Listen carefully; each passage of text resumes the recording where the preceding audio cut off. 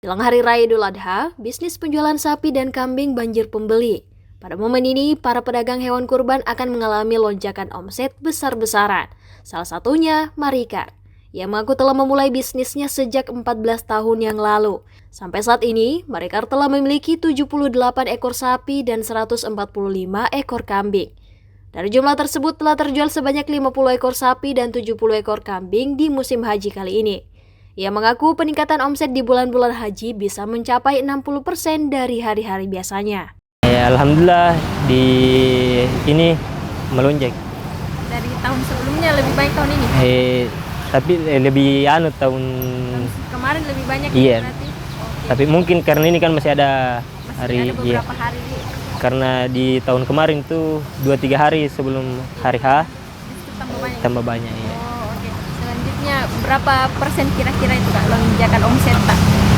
Sekitar 60%. 60%? Iya, dari hari biasa. Sapi sendiri ia bandrol mulai dari Rp12.500.000 hingga Rp30 juta. Sedangkan kambing dibanderol mulai dari Rp2.300.000 hingga Rp5 juta tergantung pada bobotnya. Mendekati Hari Raya Idul Adha, terdapat perawatan khusus yang diberikan kepada hewan. Beberapa hari sebelum dipotong, hewan akan lebih banyak diberi minum pada siang hari dan lebih banyak diberi makan pada malam hari, agar hewan tidur dalam keadaan kenyang. Perawatan tersebut bertujuan untuk menambah bobot hewan sebelum sampai ke tangan pembeli.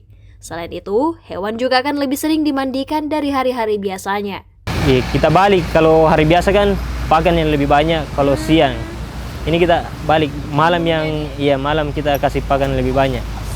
Itu supaya apa itu Kak tujuannya? Sapi kenyang pada saat istirahat. Jadi kenyang langsung istirahat. Iya.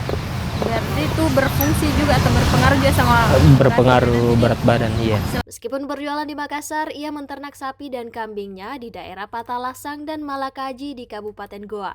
Ia mengatakan pakan ternak di wilayah Makassar masih kurang sehingga tidak memungkinkan untuk menternak di wilayah Makassar.